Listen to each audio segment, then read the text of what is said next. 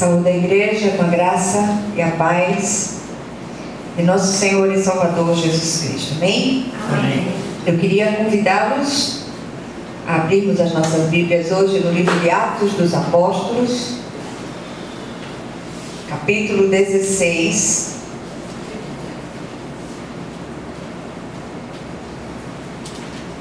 Nós vamos ler apenas 2 versículos deste capítulo 16, que são os versículos 25 e 26.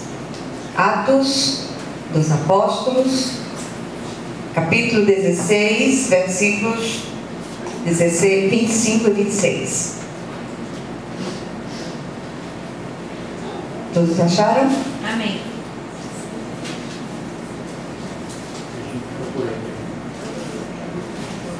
Amém, Jesus. Glória a Deus. Então diz assim a palavra do Senhor. Por volta da meia-noite, Paulo e Silas oravam e cantavam louvores a Deus, e os demais companheiros de prisão escutavam.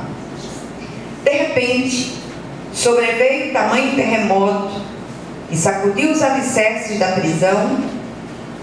Abriram-se todas as portas e soltaram-se as cadeias de todos. Amém? Amém. Glória a Deus. Querido Deus e Pai Celestial, vem falar com cada um de nós, Senhor. Nos colocamos à mercê do Teu Espírito, rogando a Ti que o Senhor ministre com toda liberdade a cada um de nós que se encontra neste lugar.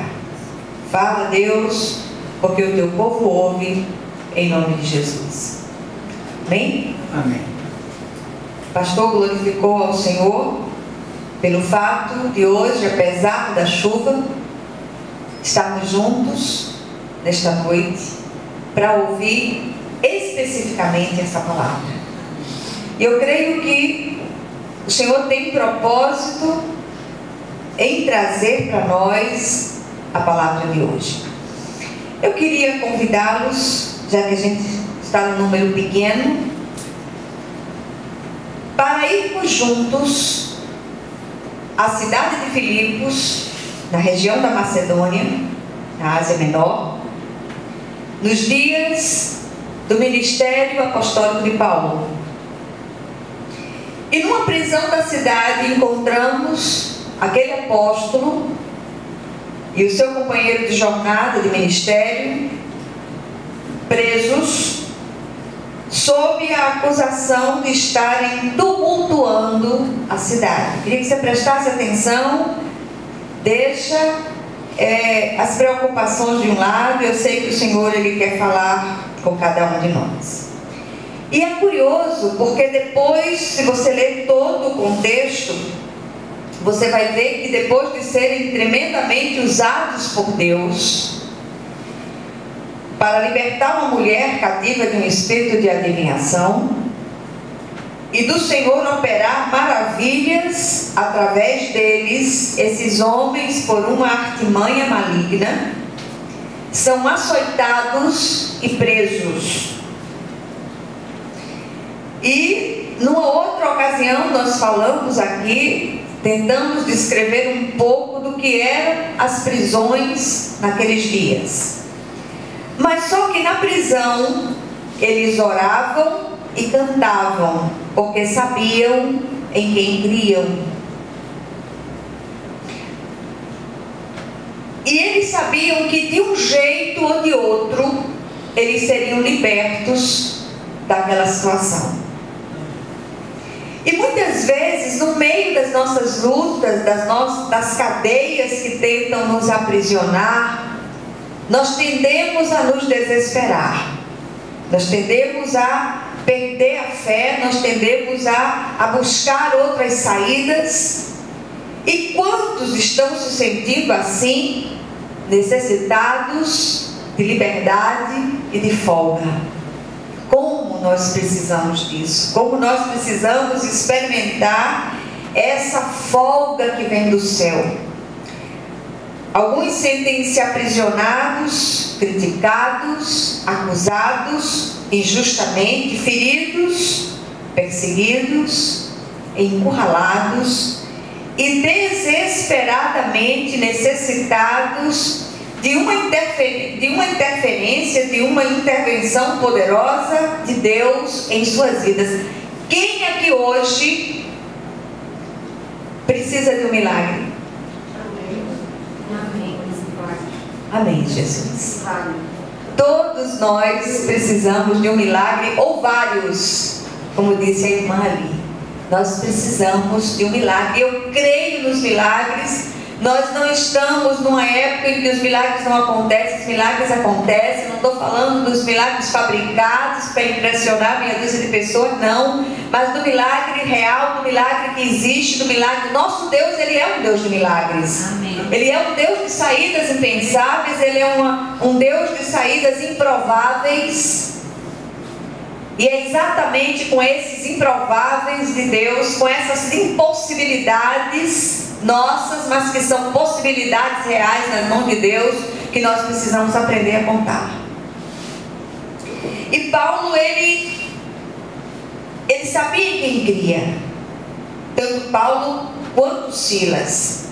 E muitas vezes as cadeias que nos aprisionam não são físicas, mas emocionais ou espirituais. Muitos em nosso meio encontram-se presos ao medo, à intransigência, a julgos insuportáveis, à ansiedade ou mesmo a vícios e inclinações. E nós fomos alcançados pela misericórdia de Deus para andar em liberdade.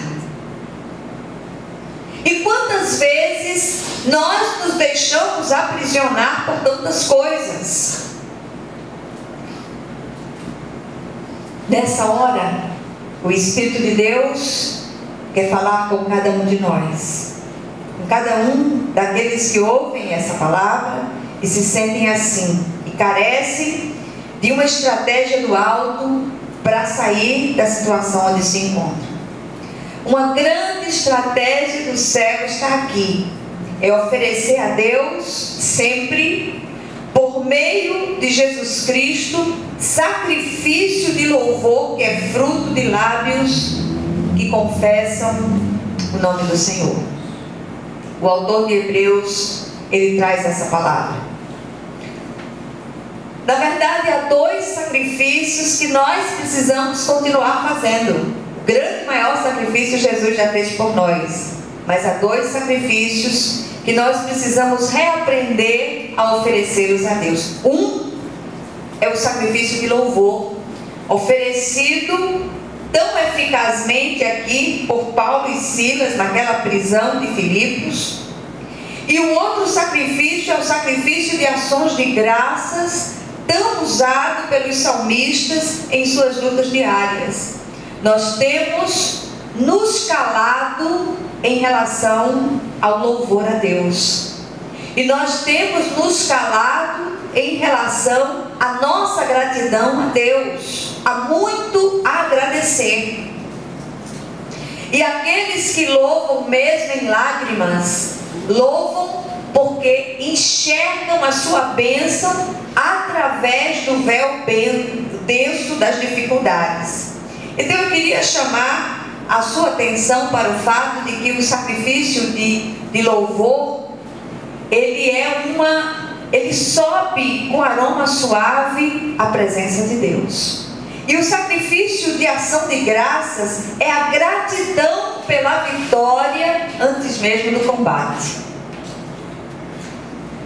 E eu queria chamar a atenção dos amados para essa questão. No meio das grandes aflições, temos a nossa fé provada e aprovada, e encontramos no texto uma atitude de fé e o resultado dessa atitude. Primeira coisa que nós encontramos aqui é a atitude de fé de Paulo e Silas. Por volta da meia-noite, versículo 25, Paulo e Silas oravam e cantavam louvores a Deus, e os demais companheiros de prisão escutavam. Eu queria fazer só um parêntese aqui, porque algumas algumas pessoas gostam de ensinar: olha, você vai cantar 5 hinos, você vai cantar 6 hinos, 10 hinos. E não é disso que eu estou falando. Eu estou falando de uma coisa muito mais profunda, de algo muito mais interior, desse louvor que brota do mais profundo do nosso coração, mesmo no meio das aflições mais atrozes, porque nós sabemos em quem cremos. E eu não acredito que o apóstolo Paulo deva ter cantado 10 hinos, eu vou cantar 10 hinos para as cadeias se abrirem. Não, foi algo que brotou tão naturalmente, tão sobrenaturalmente dos lábios daqueles 2 homens de Deus, que houve um grande mover à sua volta. Eles oravam e cantavam louvores a Deus, porque criam que Deus era a única saída possível para aquela situação. E eu queria insistir com você, não sei se você percebeu aquilo que o Espírito deseja ministrar ao seu coração. Eles oravam e cantavam louvores a Deus, mesmo açoitados e presos. E eu tenho certeza absoluta que, por piores que sejam as nossas dificuldades, nós não estamos numa masmorra escura, fétida, úmida e com muitos vergões de açoites sobre as costas. Quanta murmuração no meio do povo de Deus, quanta reclamação, quanta difamação do nome do Senhor. E eu queria chamar a sua atenção nessa noite. Muitas vezes, determinadas queixas, a gente recebe uma bênção hoje, amanhã a gente já esqueceu daquela bênção, já está buscando outra coisa, e nós nos esquecemos de buscar a maior de todas as bênçãos, que é o estreitamento cada vez maior do nosso relacionamento com o Senhor. Porque se nós não estreitarmos esse relacionamento no dia a dia, se nós não priorizarmos esse relacionamento no dia a dia, nós não chegaremos a lugar nenhum. Nós não passaremos de religiosos estereotipados, de religiosos cheios de regrinhas. Eu não estou falando de regrinhas hoje, eu estou falando de relacionamento íntimo, estreito com Deus, que tudo pode, e bem nenhum Ele sonega aqueles que andam retamente. Amém? Qual o segredo daqueles homens de Deus? Eles criam, eles tinham absoluta convicção que a sua saída só poderia vir de Deus, e começaram a cantar um hino de vitória, mesmo antes do final da batalha. E nós vemos uma outra situação parecida no 2º capítulo do livro, no 2º livro das Crônicas, no capítulo 20, a história do rei Josafá. 3 exércitos poderosíssimos se levantaram contra o pequenino exército de Judá, reino de Judá. E aqueles 3 exércitos vieram com uma fúria muito grande contra o pequeno reino. E o Senhor levanta um profeta, fala com o rei, traz a notícia e dá a estratégia. Diz: não faça nada, cante. E eles começaram a cantar. E quando o povo de Deus começou a louvar o Senhor, aqueles 3 exércitos se dizimaram entre si. Eles se destruíram entre si. Eu não sei se vocês percebem aquilo que o Espírito de Deus deseja ministrar a cada um de nós. Paulo e Silas tinham 2 opções: se rebelar e exercitar uma fé viva, ou se rebelar e provocar um motim dentro daquela prisão, como a gente vê nos dias de hoje, um ato de protesto, queimar colchões, tantas coisas são feitas, ou exercitar aquela fé viva como eles fizeram. A pior das prisões é aquela que encarcera o nosso espírito e amordaça a nossa alma. E há muitos assim no meio do povo de Deus. Andar com Jesus não é fácil. E a gente anda com Jesus é na saúde e na doença, na adversidade e na prosperidade, na alegria e na tristeza. É como no relacionamento conjugal. Tem que ser assim. O cântico que ecoou naquela prisão escura, úmida e fedida foi tão impactante que os demais presos ficaram tão perplexos ao ponto de ficarem quietos e não esboçarem nenhuma reação contrária, apenas escutaram. Qual o resultado daquela atitude de Paulo e Silas? Versículo 26. De repente, sobreveio tamanho terremoto que sacudiu os alicerces da prisão, abriram-se todas as portas e soltaram-se todas as cadeias de todos. Amém? Amém. A oração sincera e o sacrifício de louvor chegaram à santa habitação de Deus. E a gente tem insistido demais nesse lugar, com a busca de uma fé constante. Porque o que a gente tem visto é assim: ora creio, ora não creio, ora creio, ora não creio, ora eu oro, ora não quero mais orar. Para com isso em nome de Jesus. O homem de ânimo dobre não pense que alcançará de Deus alguma coisa. O Senhor busca firmeza na fé. Paulo disse no outro texto, ele disse: mas eu sei quem tenho crido, e sei também que Ele é poderoso para guardar o meu depósito até aquele dia. No meio das nossas lutas, no meio das nossas agonias, nós seremos livrados, de um jeito ou de outro. Amém. Muitas vezes, o caminho daquele livramento é o Senhor nos guardar. Mas ainda assim nós somos livrados. É nessa perspectiva que eu queria que você olhasse, é nessa perspectiva que eu queria que você colocasse os seus olhos. O Deus a quem você serve o livrará de todo jeito. Amém. Amém? Amém. O Senhor mandou um terremoto, estremeceu, sacudiu as bases daquele lugar.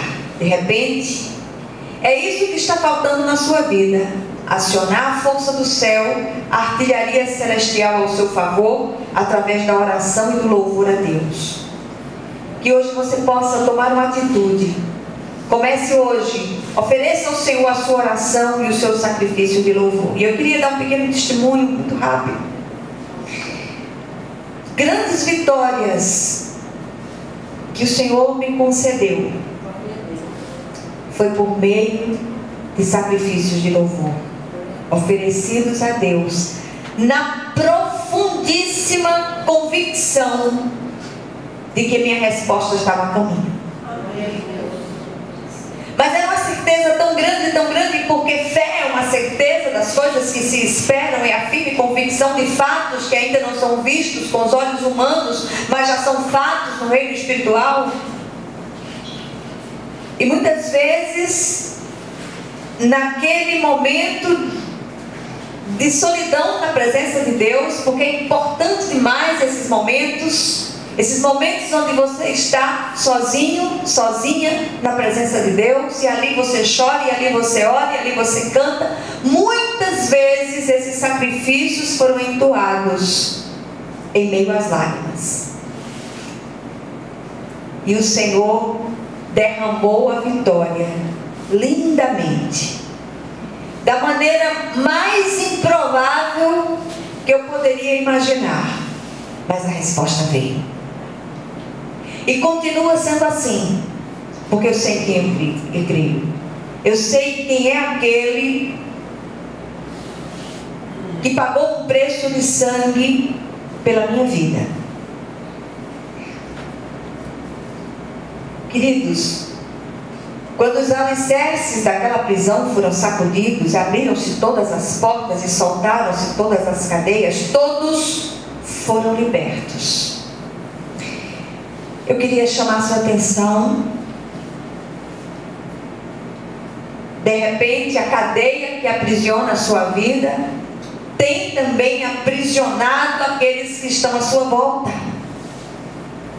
E Deus quer fazer uma grande libertação, mas essa libertação começa pela sua vida.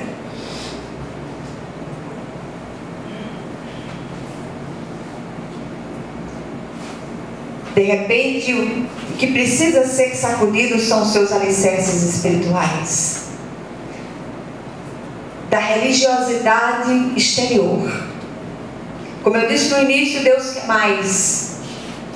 Ele quer relacionar-se com você intimamente.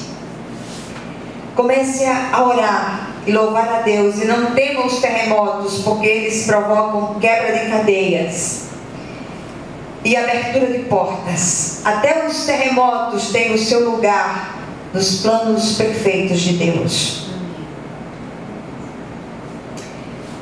Que o Senhor, Ele possa ministrar essa palavra ao seu coração, que o Senhor possa falar com você de um modo singular, especial,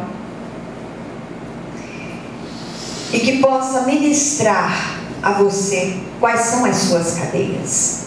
Amém. Que lições nós aprendemos do texto? Primeiro, não importa o tipo, o local ou o nome da sua prisão.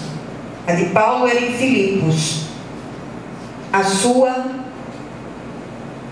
pode ser tantas coisas. Só você pode descobrir com a ajuda do Espírito Santo. Uma rejeição do passado, um relacionamento, uma enfermidade, uma situação ou circunstância, não importa. O Deus que operou nos dias de Paulo e Silas, opera hoje. Então ore e louve ao Deus que tudo pode e nenhum bem sonega aqueles que andam retamente. Segundo lugar, a força daquela atitude de fé de Paulo e Silas moveu céus e terra a favor deles. A mesma coisa pode acontecer com todo aquele que agir de igual modo. Por isso, ore e cante você mesmo. O Senhor deseja ouvir a sua voz, mesmo em lágrimas. Ah, mas eu vou botar um CD para tocar. Faça isso não.